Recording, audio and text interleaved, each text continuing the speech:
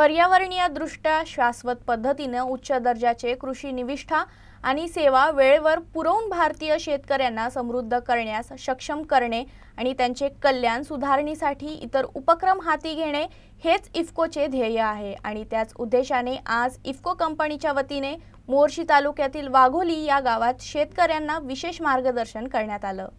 IFFCO nano DAP हे द्रव स्वरूपातील खत आहे जे पारंपरिक डीएपीच्या तुलनात जास्त कार्यक्षम आहे, कारण त्याचे नॅनो कण पिकांद्वारे सहजपणे शोषले जातात। हे बियाणे प्रक्रिया आणि पानांवर फवारणीसाठी वापरले जाते आणि त्याची एक बाटली 500 ml साधारणपणे 50 किलोच्या पारंपरिक डीएपी बॅगच्या तोडीची आहे। यामुळे साठवणूक आणि हाताळणी सोपी होते। हे पिकांच्या एकूण वाढीसाठी फायदेशीर आहे। नॅनो डीएपी द्रव स्वरूपात असल्याने त्याचे पृष्ठभागाचे क्षेत्रफळ ते खंड प्रमाण जास्त आहे। यामुळे पिकांद्वारे नायट्रोजन आणि फॉस्फरसचे शोषण सुधारते। वाढलेले उत्पादन नॅनो डीएपीमुळे पिकांची वाढ चांगली होते आणि उत्पादन वाढतं, ज्यामुळे शेतकऱ्यांचे उत्पन्न वाढण्यास मदत होते। पारंपरिक डीएपीच्या तुलनेत हे अधिक किफायतशीर आहे। यामुळे शेतकऱ्यांच्या खर्चात बचत होते। हे हवामान बदलाशी लढण्यासाठी आणि शाश्वत शेतीला प्रोत्साहन देण्यासाठी एक महत्त्वाचं साधन असल्याची माहिती इफ्को कंपनीच्या तज्ज्ञांनी यावेळी दिली। बाईट बीज प्रक्रिया मोहिमेअंतर्गत वाघोली गावांमध्ये शेतकऱ्यांना मार्गदर्शन करण्यात आलं। यावेळी अनेक शेतकरी या सभेला उपस्थित होते।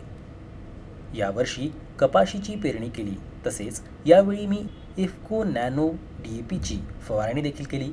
त्यामुळे माझ्या शेतीच्या कपाशीला पिकाची वाढ चांगल्या प्रकारे झाल्याचं वक्तव्य शेतकरी अंकुश तायवाळे यांनी केलं। मी यावर्षी माझ्या कपाशीमध्ये नॅनो युरिया आणि नॅनो डीएपी वापरलेला आहे। त्याचं कारण म्हणजे मी ज्यावेळेस सुरुवातीला समजा पराठीची स्टेज 25 ते 30 दिवसाची असताना मी सुरुवातीला नॅनो डीएपी वापरलेला आहे आणि ते नॅनो डीएपी ते 5 मिली प्रति लिटर पंपाप्रमाणे आपल्या लिटर प्रमाणे वापरलेलं आहे। म्हणजे समजा एका पंपाला 100 ml।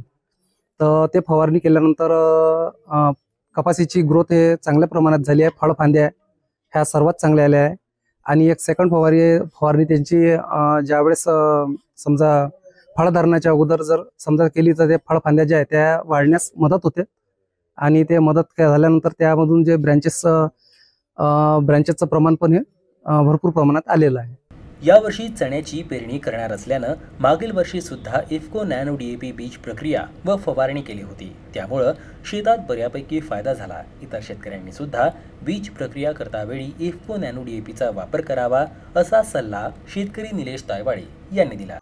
मी यावर्षी चण्याची पेरणी करणार आहे, तरी त्याआधी बीज प्रक्रिया म्हणून डीएपी प्रति किलो 5 ml याप्रमाणे करणार आहे। तरी 4-5 दिवसानंतर माझी पेरणी आहे, तरी त्या सर्व प्रक्रियेसाठी मी नॅनो डीएपीचा वापर करणार आहे आणि आधीच्या वर्षी त्याचा वापर केल्यामुळं मला अतिशय फायदा मिळालेला आहे। तरी मी सर्वांना सांगित इच्छितो की याचा वापर सर्वांनी करावा व याचा भरपूर फायदा होईल। बियाणे कोटिंग रूट ट्रीटमेंटद्वारे लागू केल्यानंतर बायोपॉलिमर सक्रिय होतात आणि बिया किंवा मुळांमध्ये नायट्रोजन आणि फॉस्फेटच्या प्रवेशास सुलभ करतात। यामुळे पीक येणे लवकर सुरू होते, तर रंध्र प्रदेशात पोहोचल्यानंतर नायट्रोजनचे अमाइड स्वरूप युरेस एन्झाईमद्वारे सक्रिय होते आणि अमोनिया नायट्रेटमध्ये रूपांतरित होतं। परिणामी प्रथिने संश्लेषण आणि वनस्पती प्रणालीसाठी उपलब्धता होते। या बीज प्रक्रियेमध्ये आपण साधारणतः 5 मिली प्रति किलो याप्रमाणे आपण बीज प्रक्रिया करत असतो। जर तुमच्याकडे बुरशीनाशक असेल लिक्विड स्वरूपाचं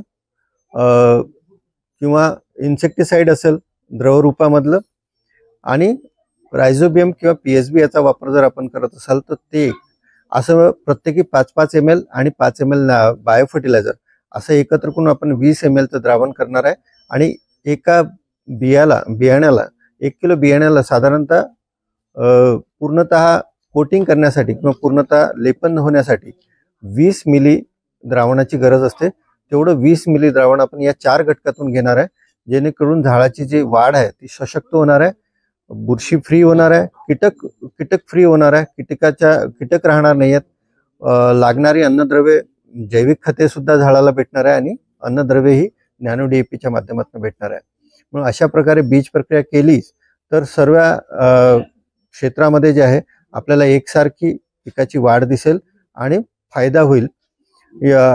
या मोहिमेच्या अंतर्गत बीज प्रक्रिया नॅनो DAP बीज प्रक्रिया मोहिमेच्या अंतर्गत मी सर्व शेतकरी बंधूंना आवाहन करतो आणि विनंती करतो की या पद्धतीने जर बीज प्रक्रिया आपण केली तर तुम्हाला खूप याचा फायदा होईल आणि झाडाची वाढ पण चांगली होईल.